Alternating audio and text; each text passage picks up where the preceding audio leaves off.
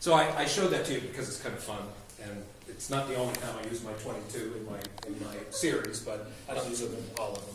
But it's part of this whole thing of communicating, because again, genetic engineering is another one where you have kind of a consensus on, I mean, you have some people fighting it for sure, but if you look at a political debate, there's plenty of so-called liberal Democrats as much as conservative Republicans who, in fact, I was lobbying my 2 senators back in Virginia just last fall, and I heard exactly that line from them. Oh, genetic engineering is no different. We've been doing it for thousands of years. So I try to take apart that and other myths about GMOs and other things. So anyway, it's kind of fun. So let's move through. Any comments or questions? Didn't you love the slow-mo? The young man that does the filming for my Take 5, that was his idea to do the slow-mo for the exploding watermelon. I thought it was brilliant when he came up with that. So did the NRA sponsor you for that? They would otherwise hate me, but they might like that. I was going to say. So what I'm going to do here, and this kind of follows the trajectory of the book, and I'm going to go through this really quick, is start with sort of a quick synopsis of the pickle that we're in, the problems that we have from an economic point of view, ecological, cultural, and whatnot. So it's just a few things.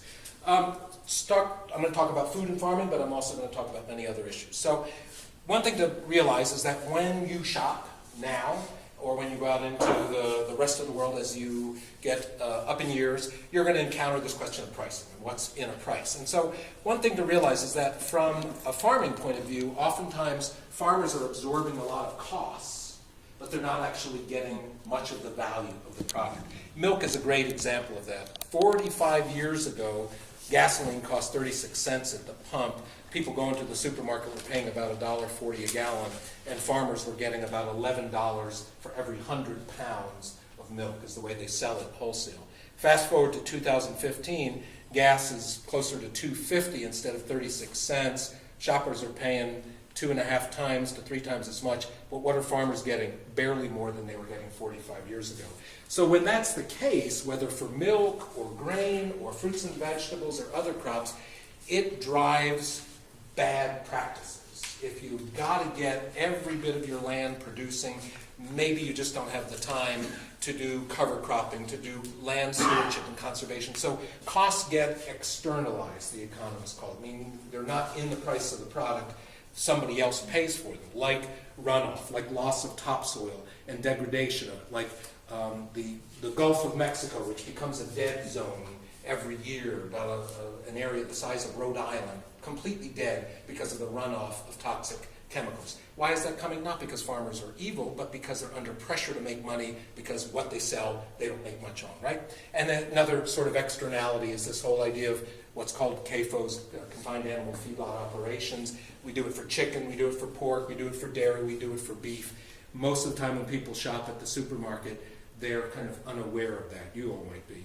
It's also impact on the wages of workers. Cheap food means low wages. This gentleman, Lucas Benitez, has been leading a campaign for over 10 years to get more money to the farm workers in Florida in particular who pick our tomatoes, other things, but particularly tomatoes.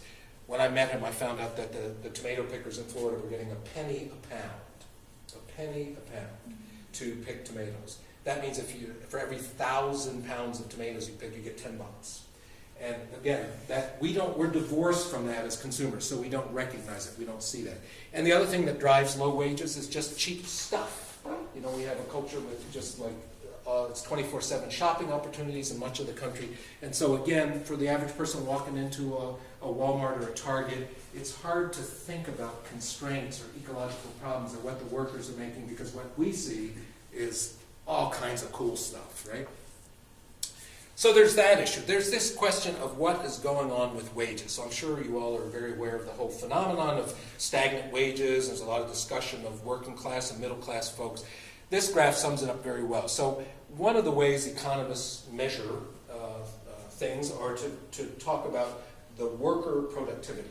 And worker productivity, very simply, is the measurement of how much output a worker produces in a given day or hour. It can be either measured, right?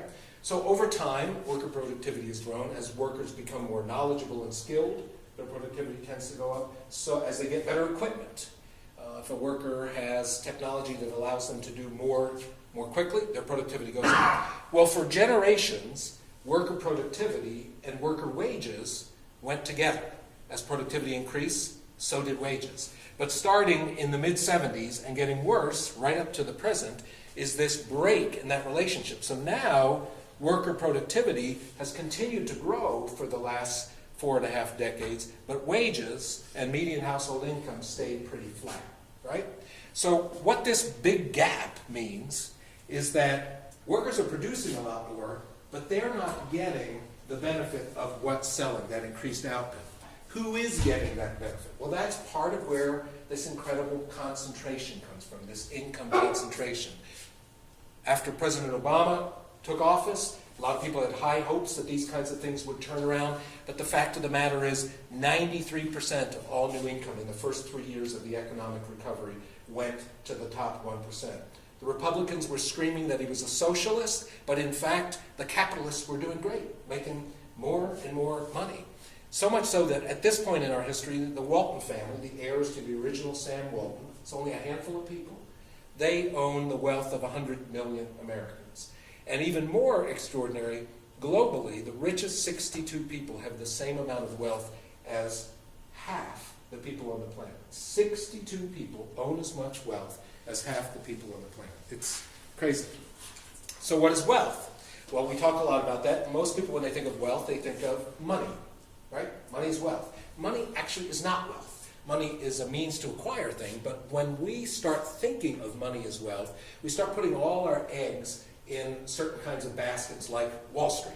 Wall Street is phenomenally good at producing money, taking money, trading it for other kinds of money to make more money. That's basically what Wall Street does. We think of it as the vehicle to invest in startup businesses, and there's a little bit of that. But one analysis done by a woman named Marjorie Kelly looked at that and said in a single year she looked at every transaction on Wall Street, and what she found out was 0.5% of all that money going into Wall Street actually was investment in businesses that were making new products, developing new technologies, expanding their plants, growing their business. 99.5% was just speculation. It was just people taking money to bet on other kinds of money and financial instruments to then make more money. That's what Wall Street does. But that phantom wealth, it's phantom because it's not connected to real things. So much so that one form of this phantom wealth, derivatives, which is part of what almost sank our economy in 2008, had 10 times the value of the entire economic output of the world in 2008. One financial instrument had 10 times the value of all the economic production of all the countries in the world in 2008. So that means that can't be real. I mean, it simply can't be real, right? It's phantom. So when we start thinking of money as wealth and we start making public policy that accommodates and encourages that, then real wealth, things that really allow us to live and have better lives, tends to get overused and undervalued. In our part of the world, in central Appalachia, we're mostly a forested area. We have farmland too, but it's mostly forest. And what tends to happen, some of the highest quality oak and hickory and maple in the world tends to get over-harvested in things like that, high grades and clear cuts, and then undervalued because rather than making them into furniture or flooring locally, it all gets shipped out. So we get a lot of the ecological impact and very little of the economic benefit. And you have similar things here in New Mexico and certainly other parts of the country. In this case, the kind of wealth is not so much soil-based, but it is the wealth of heritage, of culture, that comes from some of the, one of many, many places in New Mexico where native culture and history goes back a great deal. Now that's real wealth because it's a certain way of learning that we in turn can learn from, but right now it's under threat from oil and gas drilling. And one other form of wealth is, you might have heard Bernie Sanders and others in the debate talk about infrastructure, that we need to invest in infrastructure. The American Society of Civil Engineers looked at our bridges and our roads and our tunnels and our railroads, and they said we need to spend $36 trillion just to bring it up to sort of a passing grade. So we're not spending much money, we're not investing in real wealth. And when we do that, and when the wealth and the job opportunities concentrate in a few hands, this is what we get. When we depend on just a few very big financial entities, whether it's a big bank or a big manufacturer or a big box retailer, we tend to get communities that have much higher income inequality, poorer housing, poorer health outcomes, more disability, and more problems with crime and incarceration. These are this has been studied and demonstrated to be true. So the reality is that a diversified, healthy economy isn't just a fair thing to do, it's actually better for us in many respects. Now, a lot of folks will talk about education being the great equalizer, but in a couple of studies that Joseph Stiglitz quotes in his books, he looked at that and he said, okay, well, that's our notion. Poor kids are poor and they don't have good job opportunities because they don't have good education. Well, that's part of the picture.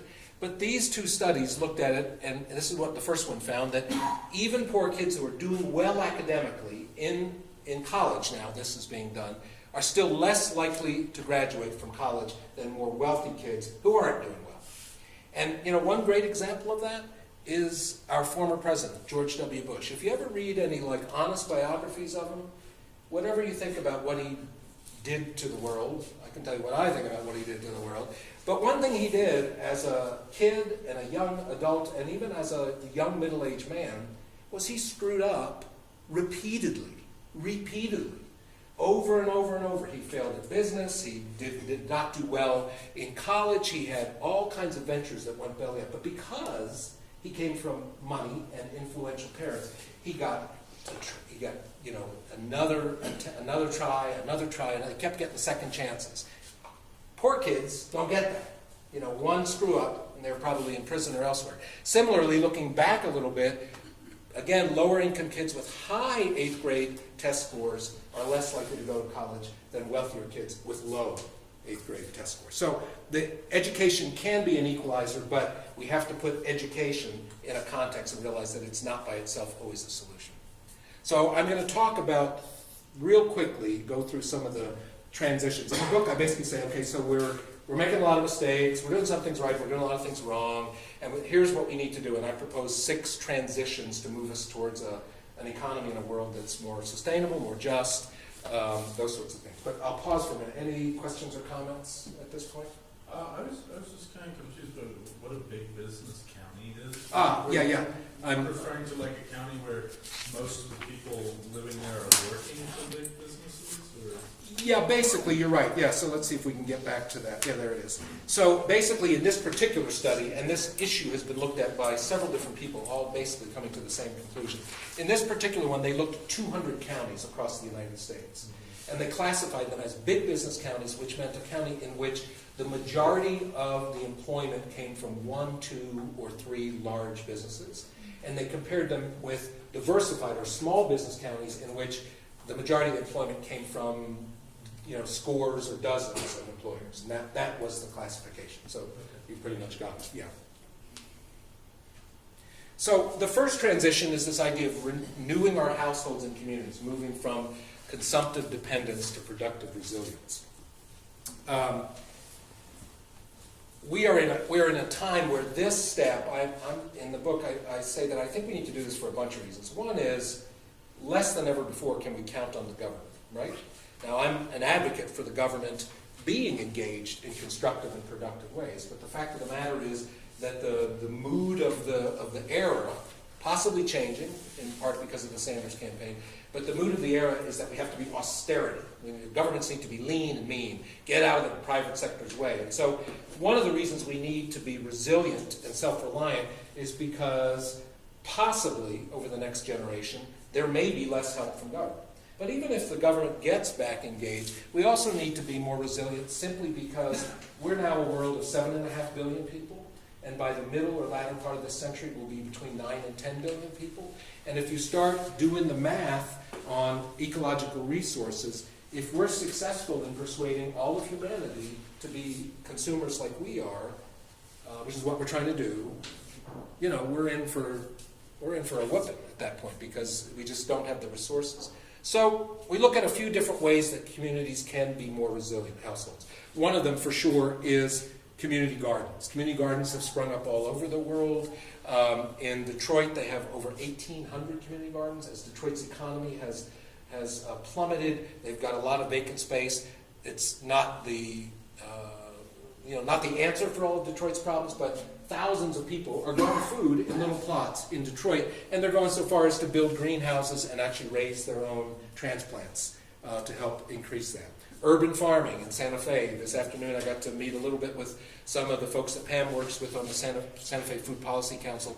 And then those folks are developing better policies that support and encourage urban farming, as well as improving the lot for rural farmers as well. But urban farming is again taking place not only in Santa Fe, but in places like Baltimore and Detroit and lots of different places. It's not going to be a replacement for traditional farming, but it's certainly a possibility.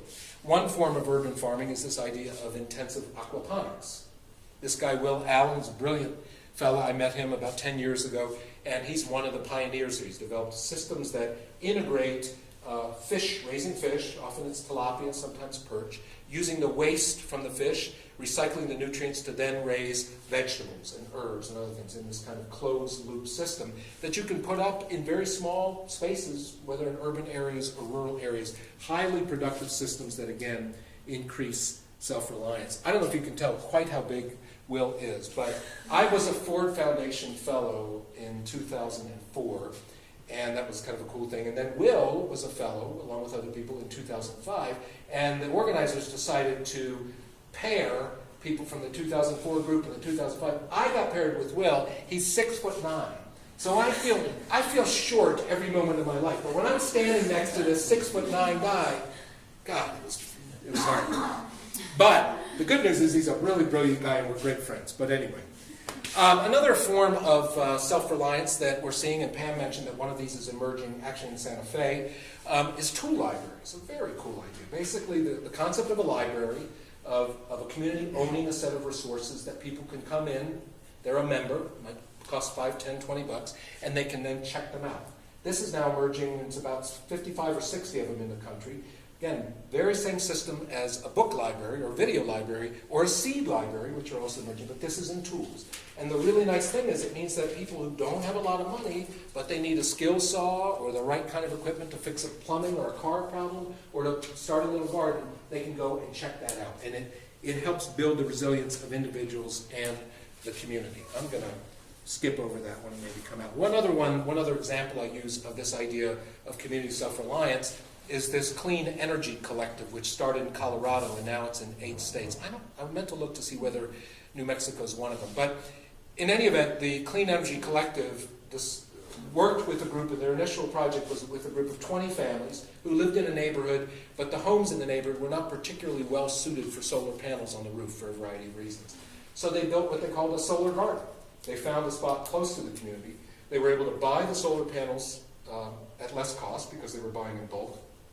They were able to erect them at lower cost for the same reason, and the solar panels were oriented perfectly to maximize the solar gain. So instead of individual households, the entire community then has the opportunity to buy into solar. Again, a really cost-effective way to build self-reliance. But you need legislation for that. A lot of states prohibit that. They don't allow those kinds of community-owned solar facilities. So as with everything else, there's work to be done on the ground, and then there's work to grapple with public policy. I bet we're not in 24 states. Yeah. Pretty sure. I mean, what happens around energy policy still in most states is that the utilities, which are privately held, but they have public charters, they're granted this charter, they pretty much own the legislatures, the state legislatures, when it comes to energy issues. And it shouldn't be that way. It should be just the opposite, because they are chartered to be a public utility, but they act much more like a private concern. So the second transition is this idea of unleashing local living economies. I called my book Building a Healthy Economy from the Bottom Up to contrast with the notion of trickle-down economics, because the truth is that trickle-down doesn't, and it hasn't, and it won't. So how do we build bottom-up economies? Well, this is our little market in my hometown of Abingdon. It's a little town in the southwestern corner, Appalachian part of Virginia. 8,000 people. We started with 6 old guys in beat-up pickup trucks in a really, really crappy parking lot. We started to build the number of vendors and the number of customers. The town gave us a better parking lot. We were there for about 4 years, and then they built this pavilion because it had become such an important part. So again, a town of 8,000, we've got almost 50 vendors. We have between 1,500 and 2,000 shoppers on a Saturday morning. about half that on a Tuesday afternoon. Those farmers markets are great because they allow, and we have a lot of young folks in your age range and a little older, who are either growing food or making food products or making juice products from local food, all kinds of cool entrepreneurs. And farmers markets are like incubators. They allow people to test out new ideas, new varieties, new products of all types without going into a lot of debt or taking a lot of risk. Another very cool group, Push Buffalo, I've gotten to know over the last few years, stands for People United for Sustainable Housing. They do green development work in one of the poorest communities in Buffalo. And they do everything from rehabbing old houses to converting vacant lots to gardens and farms to doing ecological restoration. They do ecological restoration work. And they do it all through private contractors that they set up and equip and provide training. And most of the guys and gals who actually do this work, this high-skill work, either have come out of prison, they're formerly incarcerated, or they were homeless, or they were otherwise unemployed. And they've become very well-paid and very skilled people who are rebuilding their own neighborhood. Quite an amazing story.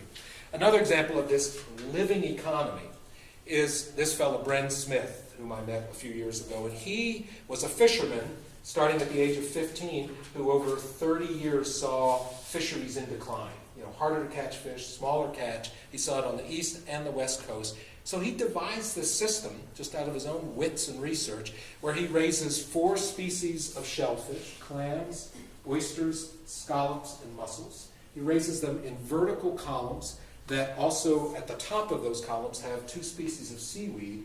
And what he ends up with is this, and this is done on shorelines, in the ocean. He's doing it off the shore of New York and Connecticut right now with a lot of other farmers.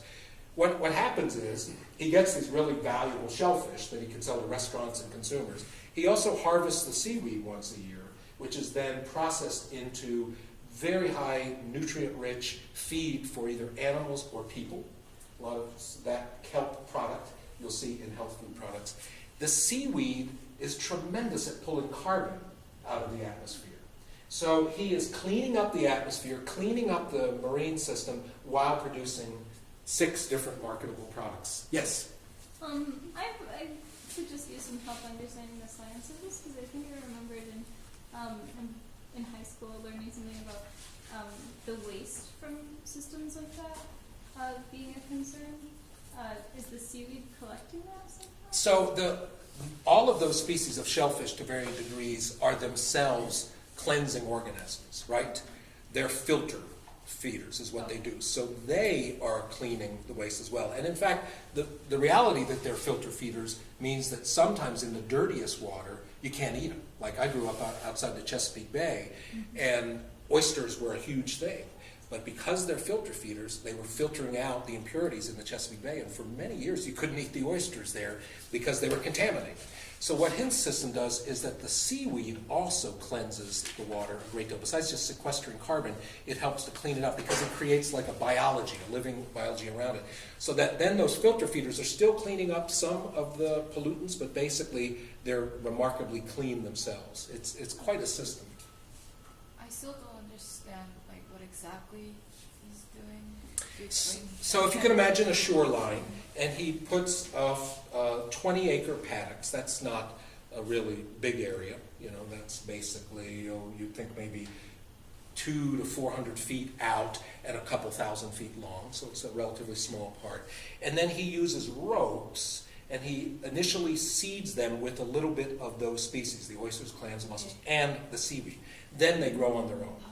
And the system has a minimum. In fact, it's a very low-cost system for a fisherman to get into. It costs about $20,000, which compared to a big fishing boat is really cheap.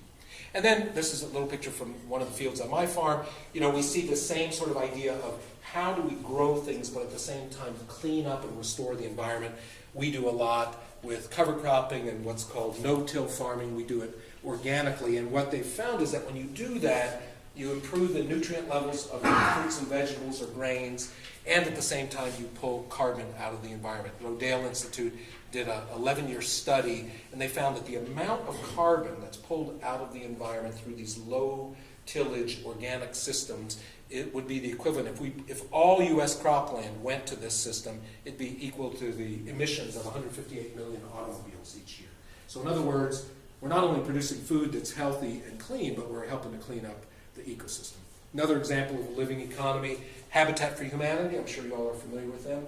They did a whole development in Washington State. They partnered with a local nonprofit and with a local company that manufactured solar panels. So when they built the Habitat homes, not only did they build well-insulated, safe, affordable homes, they put solar panels on the roof. So now people have much lower utility bills as a result, electric bills.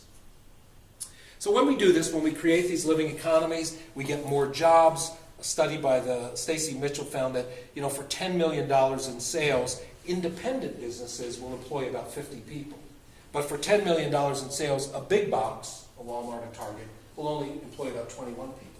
And Amazon, I don't know how many of y'all shop on Amazon, but Amazon only employs 14 people for $10 million in sales. So big box retailers and Amazon are much poorer at creating jobs. Not only that, but small businesses, we tend to think of, when we think of innovators, we think of Steve Jobs and all those kinds of people, right?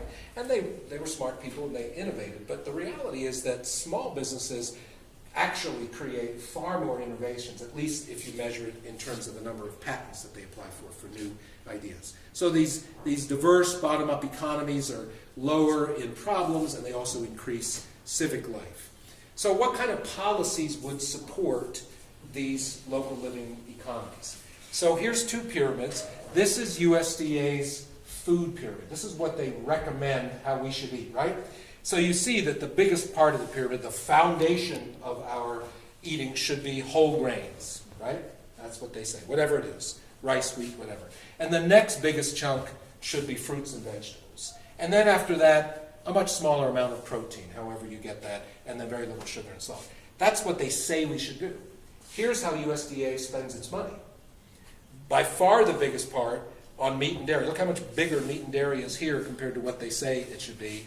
Grains are much smaller. Fruits and vegetables are a tiny, tiny little piece of the tip of the pyramid. So again, this is where it's so important to this is one of countless examples where we think a lot of young people that I work with back home are doing amazing things in their community, but they're sort of at the point of tuning out the question of policy and politics altogether. Say it's a black hole, I don't want anything to do with it, it makes me sick, whatever. The problem with that is that we can do everything we want to do at the Santa Fe Farmers Market, back in Abingdon and all that stuff, but if we don't address these policy issues, you can see what an unequal playing field it is, right? Does that make sense? Yeah. So this is a percentage of money subsidized, like money given for these? So it's the total, so this is what they say we should eat in terms of calories over here, right? And this is the actual expenditures by USDA. So a lot of that is commodity support. So the support payments to corn and soybean and those kinds of growers. Some of it is also their research budget, like how much money do they put into genetic engineering or the latest cotton varieties. And so it's the preponderance of that goes here, less here, and then fruits and vegetables gets a tiny bit, not only of direct money, but of like the research budget as well, is what that's accounting for. But this doesn't necessarily mean there's less vegetables being produced than meat or dairy, right? Oh, there is dramatically less. Yeah. So if you look at acreage, so again, farmers respond to both market signals, like what what consumers want. That's why the organic food movement has grown from a little tiny niche thing to $40 billion a year because there was a market demand for it. But they also respond to public incentives. So what you'll find is that we have, just infinitely more acreage planted in a small number of commodities that are supported by these big payments. That doesn't mean we shouldn't be. I mean, we would always grow more wheat and corn and soy because they take more acreage than tomatoes and peppers. But it's so out of kilter. There's so many fewer vegetables being grown, in part because of this. Because the fruit and vegetable growers, especially the organic ones, don't have the support system that the grain producers have, right? I think Pam quoted that it was in New Mexico, 97% of your total agricultural output goes out of the state. In Iowa, one of the richest agricultural states in the country, deep black soils, they import 90% of their food. Because, again, most of what they go gets shipped out, usually overseas. And they have to then ship in fruits and vegetables and nuts and other things. Crazy.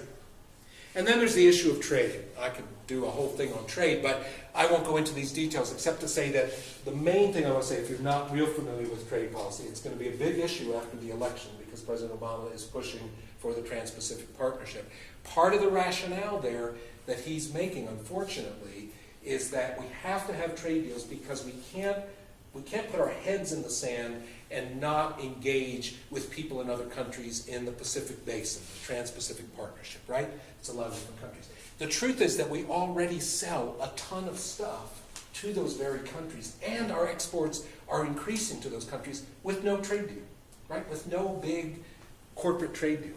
So anyway, one of the big pictures, the reason to bring up trade is that, again, trade is international policy, even bigger than national, but it has big impacts on what happens at the local level, right? I'm going to just do a couple more examples, and I'm going to try to bring it to a close. So the third transition is this idea of worker ownership and community capital. I've taken to this, I'm sure you all have seen this, give a man a fish, feed him for a day, teach him how to fish, feed him for a lifetime. We've probably all heard that and all said that, and that's true enough unless that person doesn't have a net, a boat, or access to the water, right? So educating and building people's skills, that's one part of making us more productive. But the other part is we've got to have something to work with. And that something can be community capital, like the old tobacco barn back in our area that we converted into a packing house to help farmers access markets where we could wash and grade and package the produce. Very simple. Or the La Montanita Co-op that's spread in, what's it, Albuquerque, Santa Fe? Gallup, New Mexico. Wonderful system with both retail storefronts and their own distribution center. Those are forms of community capital because they're cooperatively owned. In this really cool example of these folks in New Hampshire, they were in a trailer park. They owned their trailers, but they didn't own the land underneath of them. The guy that owned the land decided he wanted to sell it because he had a bidder who wanted to put in a high-rise condominium type deal.